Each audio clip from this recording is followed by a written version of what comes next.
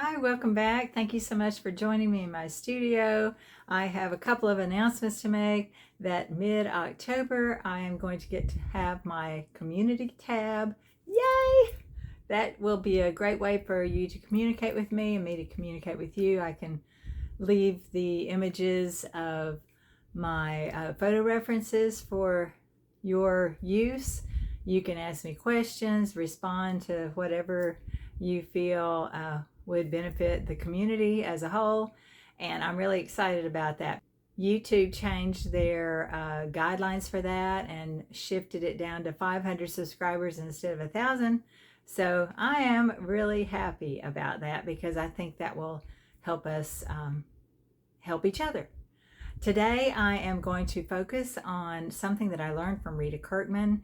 It is a way to paint with pastels using acrylic paints as your underpainting. I will take you through that step by step and show you some of the things that I've painted previously with this method. I won the Forgotten Coast Plein Air Quick Draw event that was done virtually a year and a half ago. Was it 2 years ago? When COVID hit and we couldn't meet in March. And that method is how I painted the bird that I won. And I will post that bird right here so you can see the winning painting. And I'm going to show you how I did that method. So I think you'll enjoy it.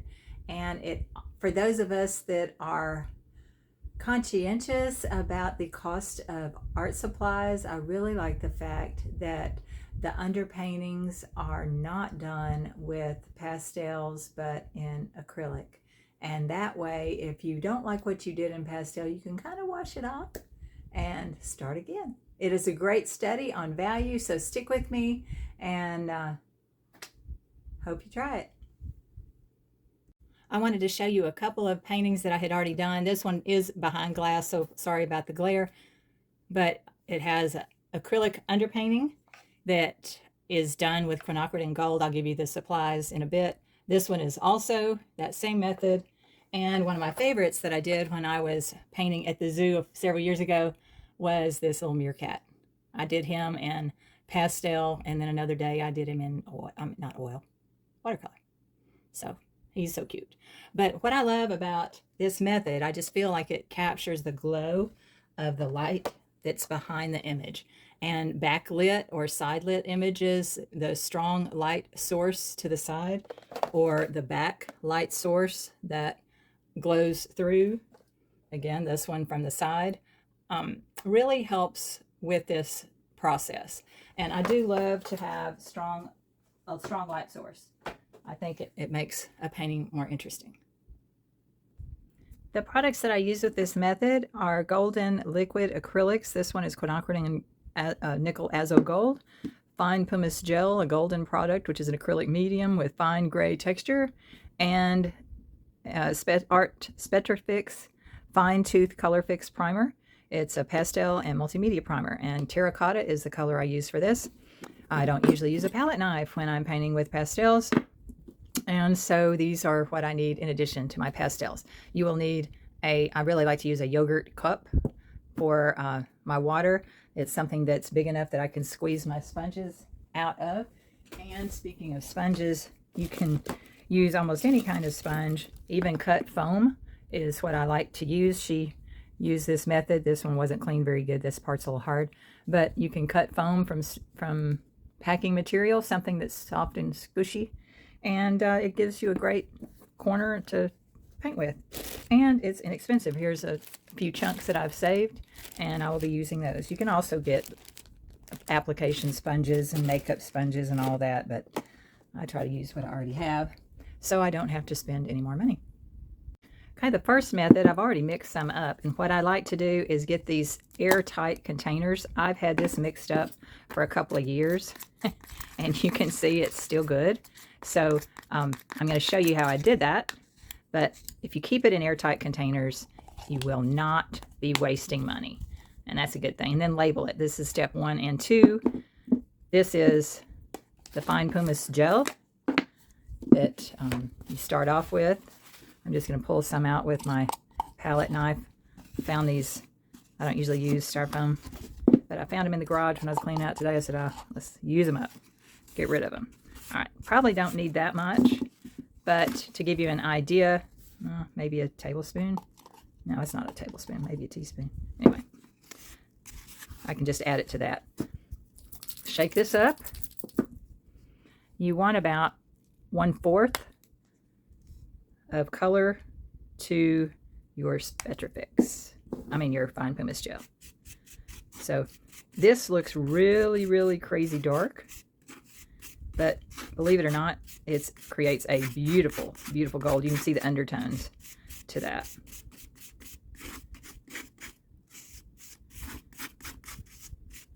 So about 1/4 mixture, or what is it? 1/4 the color to 3/4 fine pumice gel.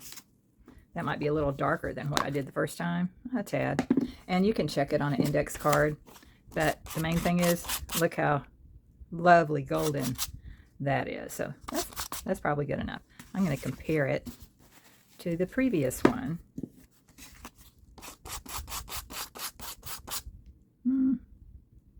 Might make that a little lighter. Or I can spread it thinner. It doesn't really matter. I'll add a little bit more, because I didn't really measure anything, which is fine. Okay. Now, I have my first bit made, and I'm going to prepare my board. Now, I have painted on more than a Gatorboard, but what I'm doing today is a Gatorboard. I bought it larger. It's a archival foam type board. It does not warp. It's more expensive than just foam core, but it's also a lot stronger. This is 9 by 12 inches, and I'm going to dip my little sponge in water just to get it lightly damp. You don't want it dripping, and just pick up a little bit of this, and in rotating motion, that's what I usually do, just to make sure it covers well. This is really smooth to start off with, and what I'm adding will create some grit. So this is the first layer. If it's not spreading very good, you can always add water, thin it out a little bit. And I really don't like it all the same color. I want it a little more random.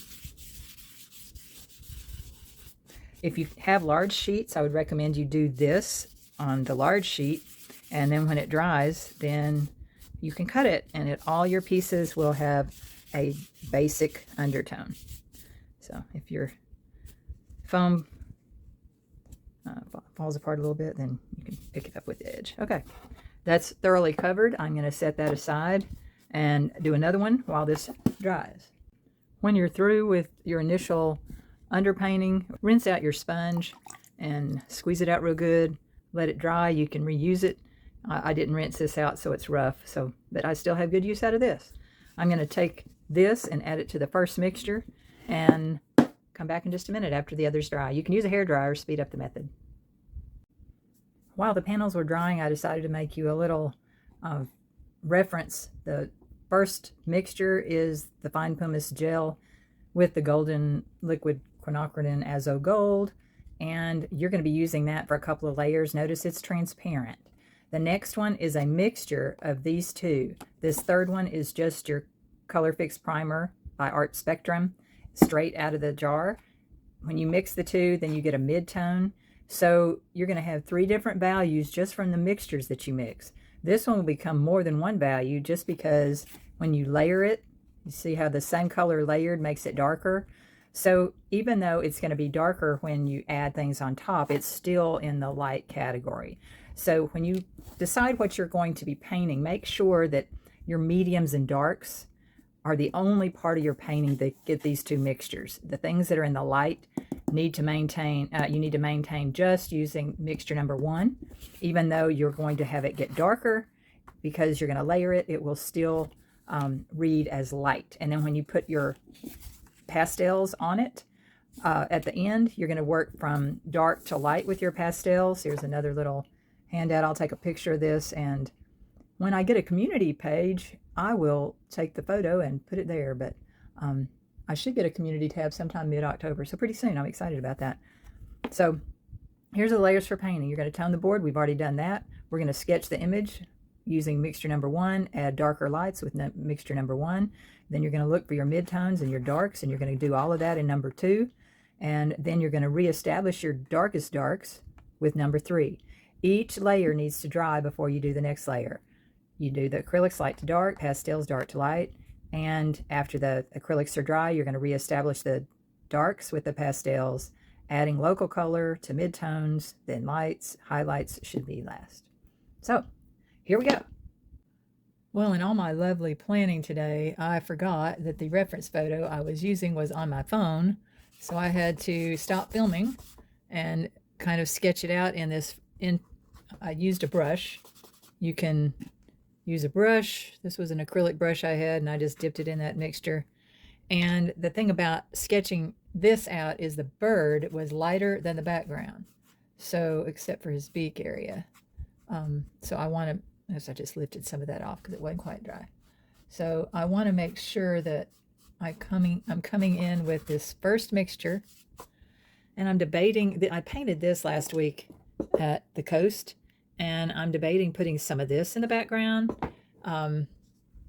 Not sure yet. I think I might. So the distant, it's not very dark because it's distant. Trees are back there, and I'm just kind of dabbing it along, and I've got the smooth water. I don't exactly have the marsh actually drawn out, but that's okay. I'll add that another layer after this dries. So the main thing is when you're drawing in your image, you want to keep the lightest parts light. And since I had already toned the canvas, the part of the bird that you see here is going to be very, very light. And as soon as my netbook is charged, then I will put the image on that. But right now I'm just covering the rest of this with the number 1 mixture. I'm saving the lights where the toned part is my lightest lights. And I'm not going to worry about all the grasses till I add another darker layer. So I'm going to pick this up so I can get to this lower part. As you work with the layers, I try to mimic kind of what I'm going to put in there. There is some grass that's growing up. Some of the water's laying down, and I'm really not paying that too much attention at this point. So this is layer number 2, or the first part of your drawing. If you want to sketch it out really, really light in pencil, you can do that. Or a light pastel pencil would probably be better. A golden pastel pencil, golden color, would probably be better than a pencil. But anyway, and then see what I like about this is if I got that too dark, I can come in and lighten that up with this damp sponge and kind of just lift off some of it. Now this might be the right, it's going to be darker back there, but I might not want that quite so dark. So before it dries, kind of clean up your mess. All right, this is where in your artwork you go, I really should have planned this better, because when I look back at this photo image, now that I have it on something other than my phone, when you squint, the value between the background and the beak is very, very similar. So I really want to make it a little more contrast than what it is, either by color or something in the distance. Now this is very blurred and this is in focus, so that gives me a distinct variation. But when I squint, this is very, very similar. So I want to be careful of that. So one of the things I want to show you is, plan and then be flexible with your plan. I do want to focus on what is the darkest dark of my picture. My darkest dark is the dot and the eye. This part over, the feathers right here, and it comes out just ever so slightly. And this part in here, that's, whoops, that is the darkest dark. And then we have a little shadow here. So I want to maintain that as the darkest dark because this bird is in the foreground. And if I put some of this background from my other painting, if I put some of that in there, I want to make sure that where I put it doesn't become too much of a distraction. I just want it suggested. So the next layer we're going to do, because this is now dry, I'm going to lay in just some subtle shifts of color. I'm not going to have, well, I'm looking at how dark it is. Again, do I want to do that? Yeah, no, let's just go back to the original. Let's just do this so it doesn't confuse you, and I'll do that on another painting. So I'm just going to ignore what I put up here. Matter of fact, let's see. I don't think I can lift it off because it's wet, but nope, it's dry. So that's all right. I'm just going to take the your option for layers. This option here is I did the first 2 in this one. You can do 2 or 3 layers in this because the background is all a mid-tone. I want this more to be a mid-tone rather than the same color as that. I'm going to make it even darker than what I see in my reference photo. So now I'm going to mixture number 2, making sure I pick up that. Mixture number 2, I'm using a sponge type brush. Well, using a sponge for a brush. It's kind of fun. Almost feels like I'm finger painting. You can put a little bit on a plate. It's probably easier if you have some of it where you can smear it out and thin it out. So I'm going to, again, I'm just reestablishing my background now that I can see it at the same time. I'm going to ignore what I did before. I'm going to have some light come through here. But I want it to read a little darker than what the photo does. So I want this darker than the bird.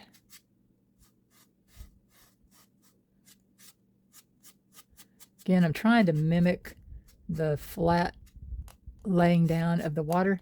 I can still see where I laid those distant trees. That's gonna disappear. It's no big deal.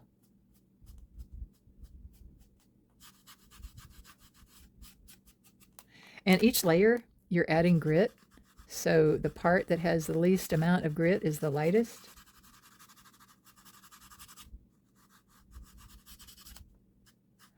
I want to have a nice contrast here. I'll be coming in probably even with another. You can any of these you can layer more than once, but this will probably be enough that I can then go to my pastels after I do my darkest dark. It's a pretty fast process actually, which I kind of like that because I have a tendency to be a little impatient. I know that's not any of your problem, right? None of y'all are impatient.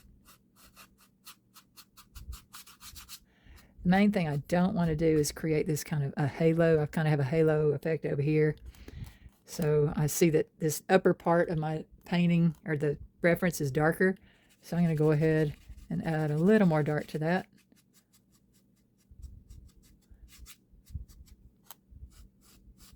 I want to save my lights.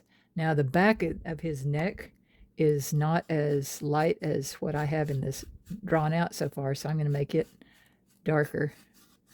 Because when I squint at this neck, it's kind of a medium tone. So while I've got my mid-tones going, I'm going to add a little bit of dark to this. It's darker right here, so I want to make sure that that part gets even darker. I need to eliminate the light back edge. It just is lighter than the background. So I just want to make the background darker and the foreground of the bird lighter.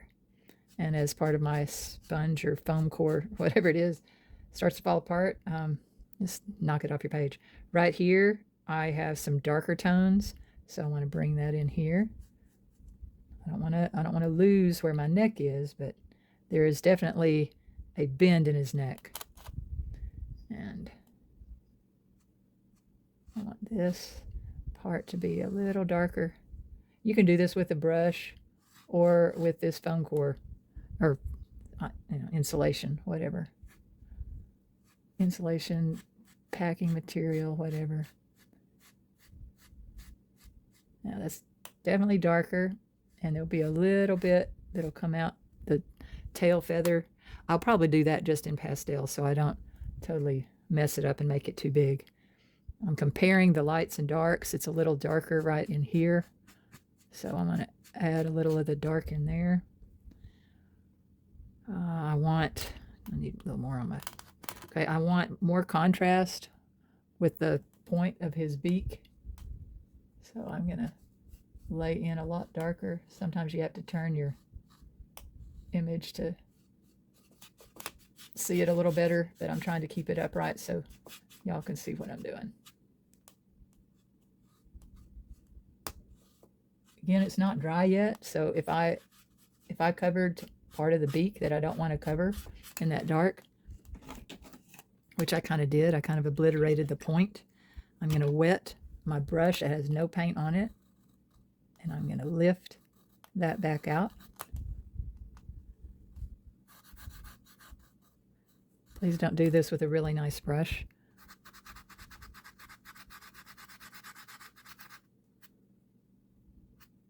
This is an old one that I had. It used to be a lot longer bristles. I've kind of worn it down. So anyway, you can even blur some of this out if it gets too heavy.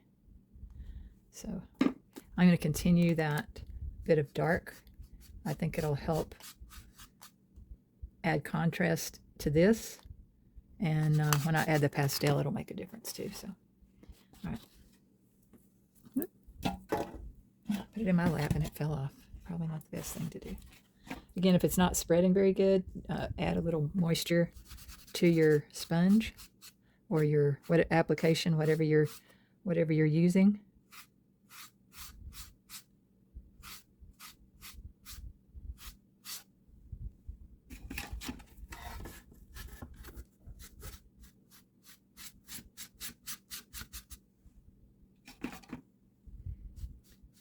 Pretty dark in through here. What I'm trying to do is establish the lights and darks and compare that to my photo reference. That's a little too light. Which is lighter, this or this? This comes a little closer. Whoops. Again, if you put down too much, just lift it off while it's wet. A little harder to do when it's dry. Well, it doesn't work when it's dry. This part of the feathers are dark underneath, so I'm going to add some dark there. The other darkest dark is right in here, and I'll come back and reestablish that even more, but I still do it with this mid-tone. If you want to do it first, that's okay. Well, I would after the lights. Sometimes I come in with my darkest darks before I do my mid-tones. Then I know somewhere in between those two. All right, I'm getting kind of a halo here. I can fix that with my pastels, but I'm going to go ahead and darken that in here. And you don't, change direction. It's good to have a variety of strokes. But, you'll see some grasses or the illusion of some grasses when I paint. I'm not going to blur it quite as much as I did as the photo reference. I want a little more definition. And when I squint at this has more contrast down here. So, and it's very similar to the dark here. So I'm going to do that on the next layer and let this dry. I'm back today. I'm going to use the second mixture that was a combination of the first and the last mixture. I want to place the pupil of the eye. Probably should have done it with the blunt end of my brush like that, but that's okay.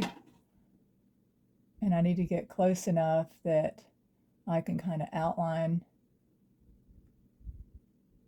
the roundness of his eye. All right, today I'm going to focus on the darker parts just a little bit more. If you're painting with a brush, do not paint with a really nice one because that's going to tear up the bristles. And I just kind of think I'm going to come back with just the pure terracotta instead of doing this multiple times. What I want to do is when I'm squinting at this whole picture, the majority of this painting is going to be in the mid to dark tones. So the background, majority of it, except for this part right here and this here, are the darkest. So, well, minus those two, are the mid-tone. So I'm going to take this mid-tone, I'm going to shift to an older brush that I've given a haircut to. It's really kind of scraggly. And instead of working straight out of the container, I really do like to work on a pan, a plate, or just a flat surface so I can just kind of spread out this mixture. All right, I'm going to come above. Might have to.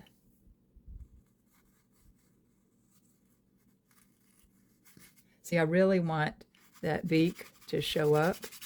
So I'm doing the artistic license thing and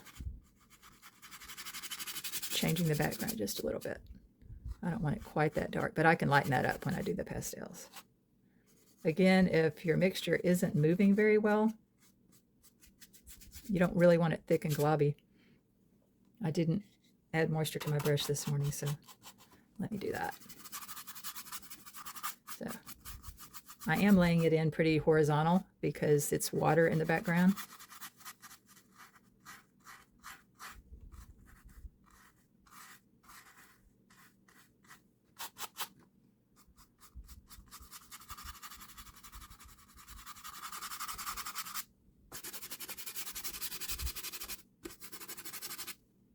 You can see how I'm really kind of scrubbing it in. That's the joy of using old brushes.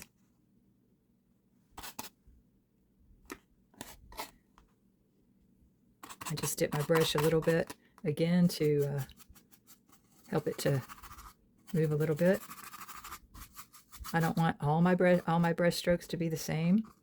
As it gets closer in, I might include little hints of the grasses that could be behind this bird in the marsh. But I want this to be pretty dark. Reminder, I am not using the darkest mixture. This is mixture number 2.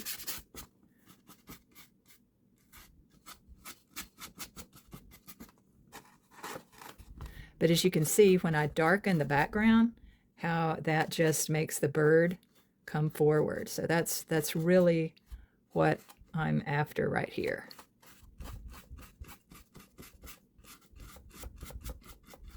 And all this texture is going to come through when I add the pastels, and I think that's one reason why I really like this method.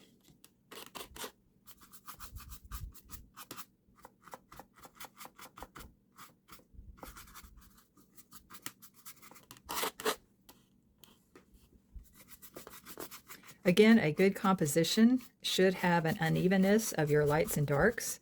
This one is going to be predominantly on the dark edges, or predominantly on the darker side. The bird, the focus is in the light. So when you can create, see, I want to go different directions with that, and I can even scratch in some lines with the end of my brush. I do want a variety of things that'll catch that.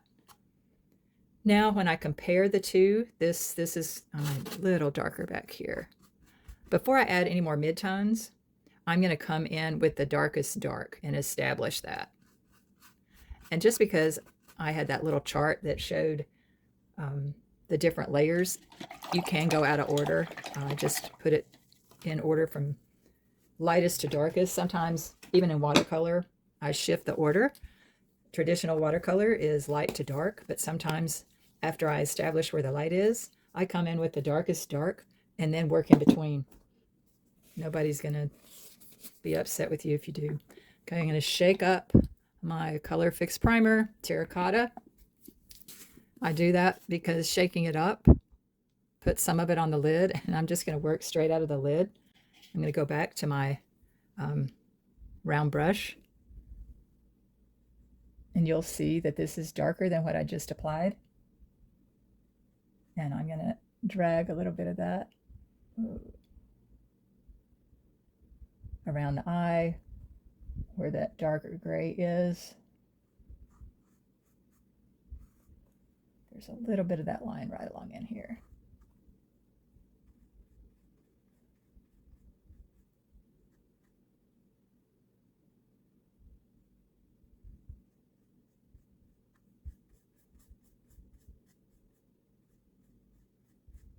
Keep in mind you're painting feathers. These feathers are fairly short here, but then they're going to get much longer and drag off the bird and down, let's see, about to right there.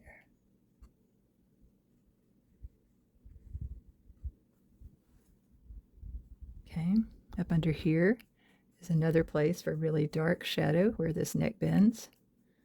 It's very similar to back here, but not quite as dark. There's a little bit of that gray that I missed coming up under here. I'm just laying that in.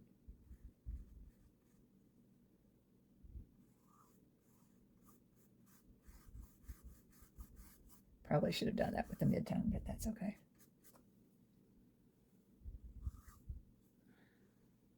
Okay, here again, I'm getting into where the value of this and this are the same. That's going to be okay because I will adjust that as I add the pastels. It's not going to end up being a problem.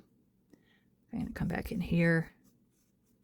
I'm looking at the flow of the feathers and trying to, I don't want a real harsh edge here. I'm going to blur that just a little bit. My pastels again will do that. The main thing I'm looking at is the value and the direction of stroke. So come right down here. And there's a little darkness in front of that.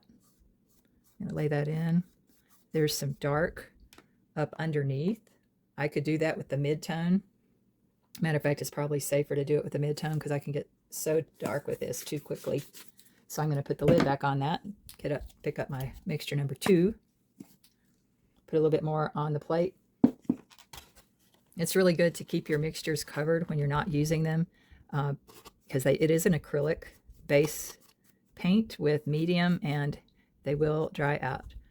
So now I'm using this to paint negative space, the space in between the feathers on this bird. Okay, it's a little dry. It's not flowing really nicely, so I just dip my brush in a little water. I'm flipping up, allowing the feathers to form in between the strokes.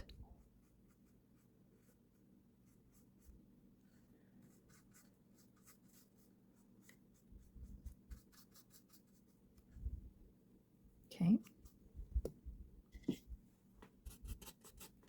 I'm going to go back to my sponge application. I really enjoy that, especially when I'm working on things that are short. Reminder, I did put it in the water first. Now I'm looking for those mid-tones on the bird that I can emphasize just a little bit. And I want it to appear like it's three-dimensional. It's curving around. So I watch for the areas that kind of lose the edge when it goes to the background. Lose the edge is when the values become very similar. I want to save the lights up here. It looks like I might have gotten something in the light. I'm going to see if I can pull some of that out. All right, so again, I'm doing strokes in relationship to what it is that I'm painting. These are feathers. They get longer, so as I get closer to the bottom of the bird, the bottom of his neck, my strokes are going to get longer. This part up here and right in here, the strokes are shorter. So I want to mimic what I'm painting. Then there's some darkness up underneath these, so I'm going to start underneath and move upward. Okay. All right, I like the texture that I have here. I'm going to pull this in so you can see it a little better. I think I might make this part a tad darker.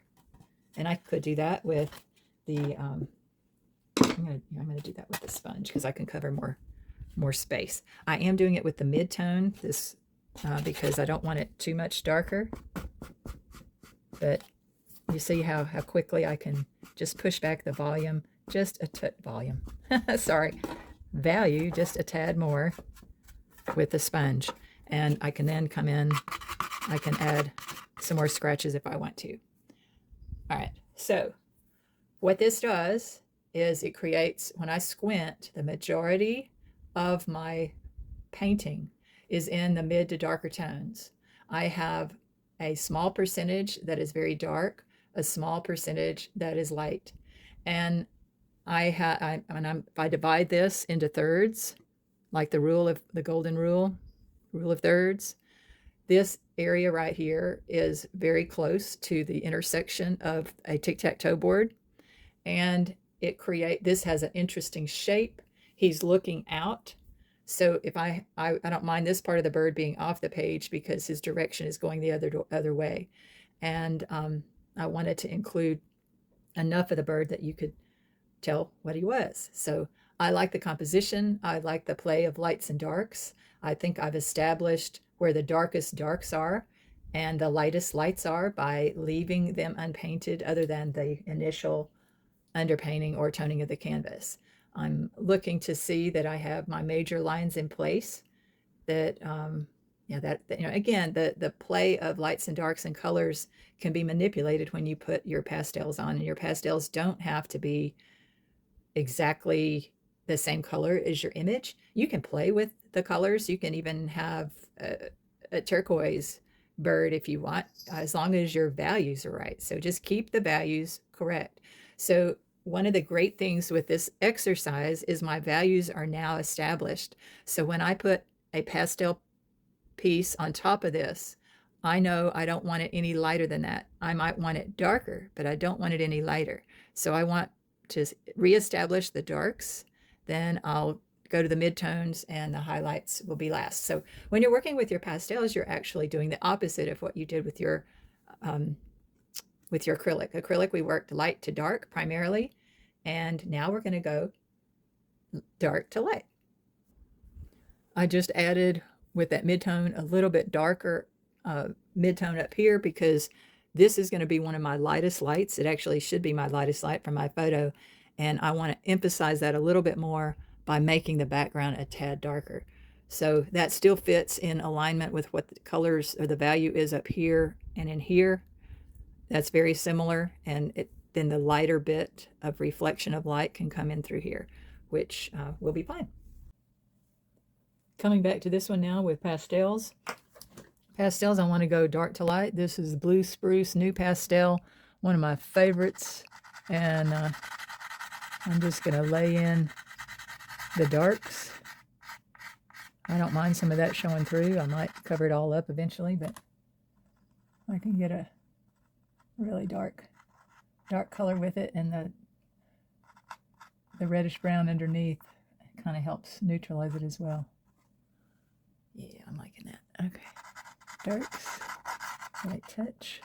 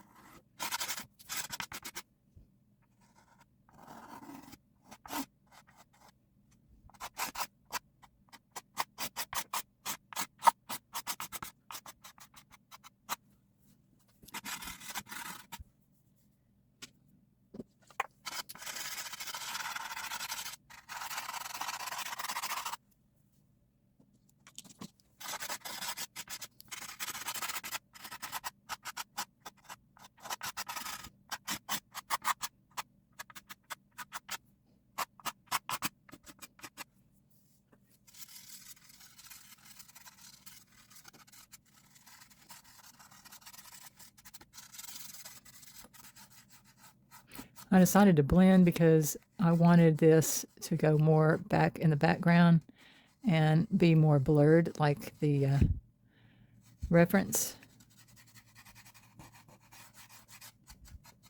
Then I'll come back with softer pastels that'll catch the tooth of the underpainting.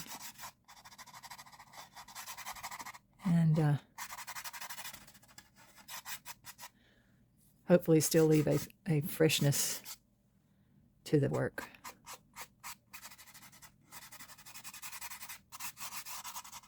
I really like turquoise, so I want to pull more of that color in. And I don't have that in my NuPastels, so I'm going to start now with my soft pastels. I'm with you, sorry.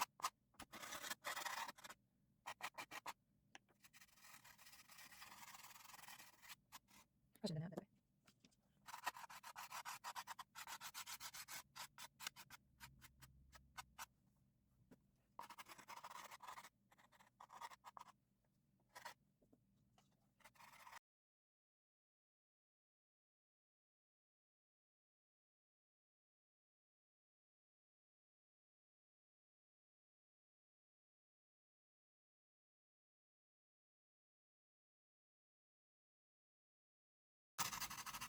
No, I don't like that because it's competing with the birds, with the bird.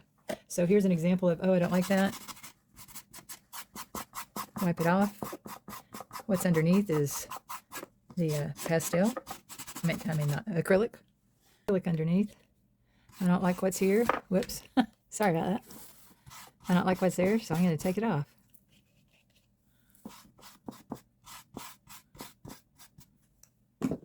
Get a paper towel. Absorb most of that. See, I'm back down to pretty much my underpainting. And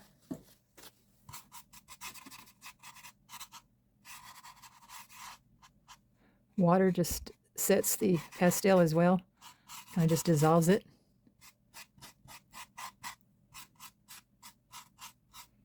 Might be a happy accident.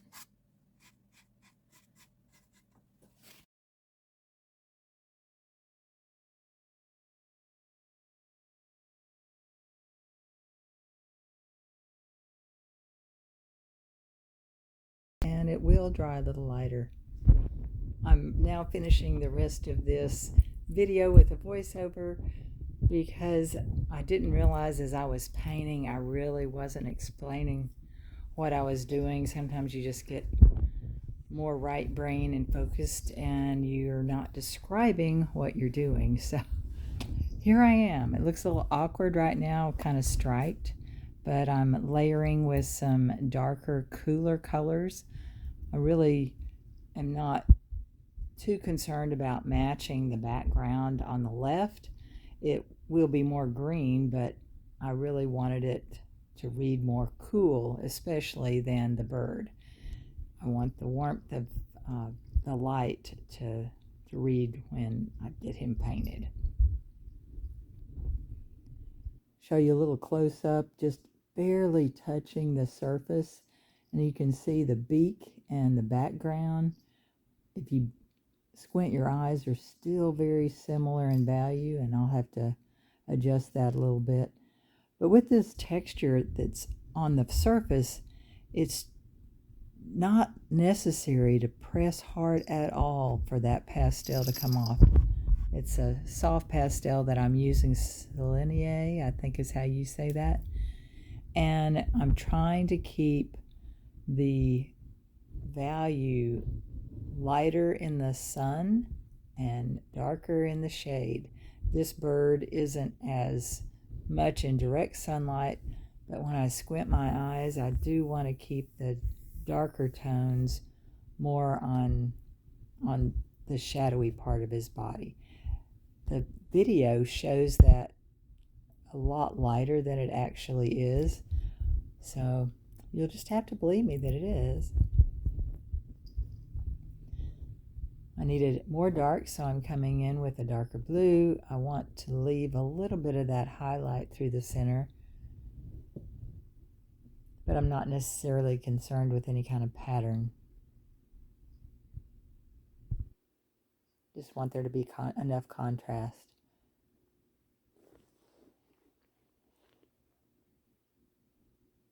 I hope you're enjoying this process. It was really fun to learn from Rita Kirkman. She is just an amazing artist, lives in Texas, and I took her workshop several years ago, but haven't filmed anything related to it, and my students were wanting to learn the process, so I decided to do it.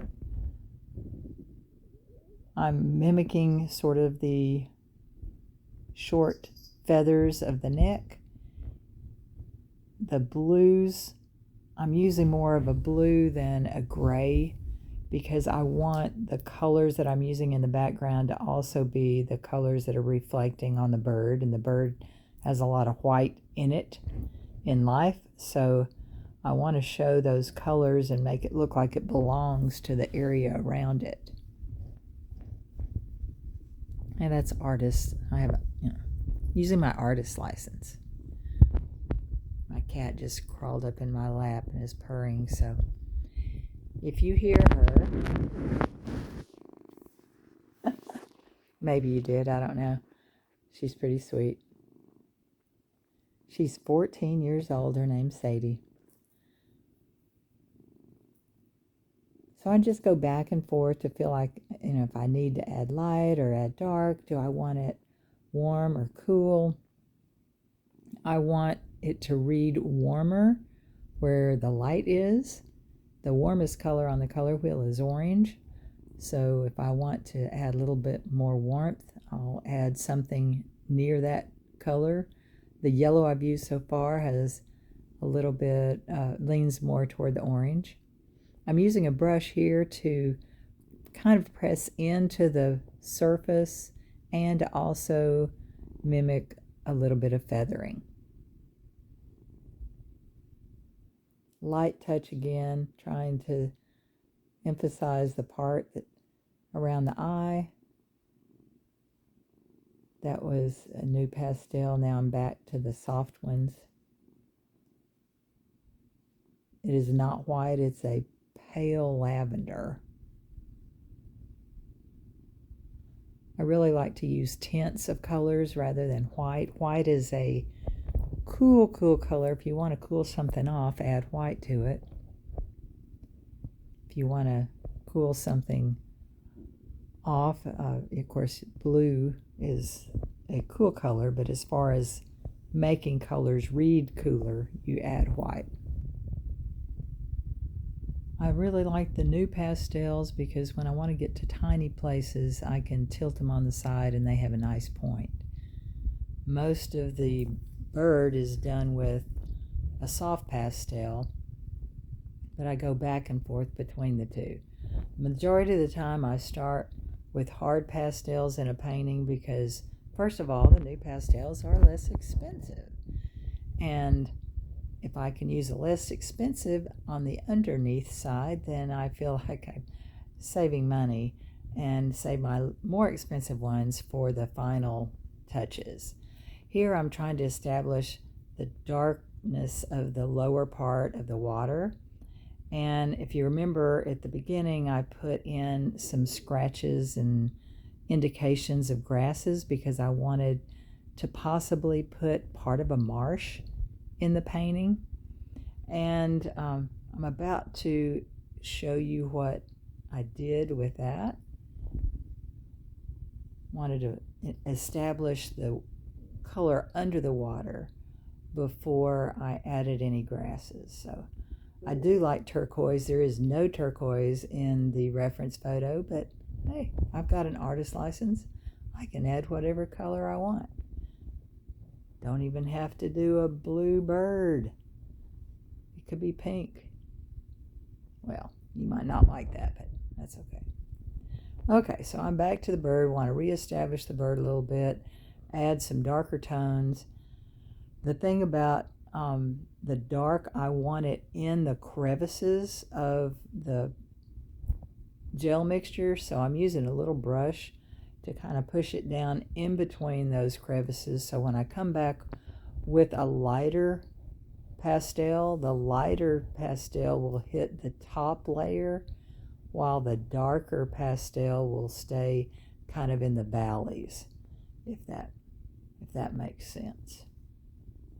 I hope it does.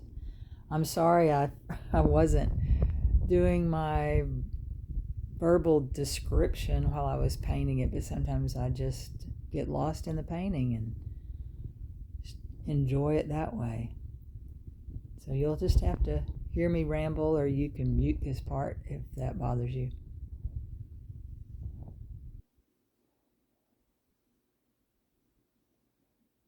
Continually squint at what you're looking at to see that you're creating enough contrast between the background and the foreground. Right now I'm seeing that the background on the right side is not dark enough. It's really as dark as the foreground on the left, but I didn't make it that way. So let's see if I remember to note that and darken it a bit. I want it dark enough that it pushes the bird forward.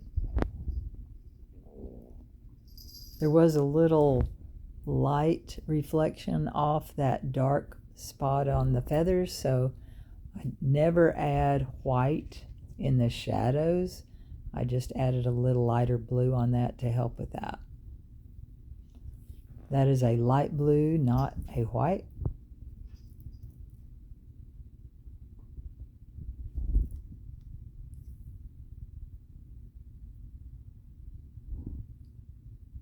Oh, I just realized I was talking about the grasses that I added and I deleted it. You already saw that before I started the videoing. And I did it one other time, but I forgot I cut that out. So, you know, sometimes you just gotta go with your boo-boos and wipe them out and start again. So I did that and decided that the grass in the foreground on the left that I tried to put in was too distracting, and it competed with the feathers of the bird. This is the finished piece taken outside on my porch, and I think he turned out pretty cute. Well, cute, handsome, whatever. Have a great day. Thanks.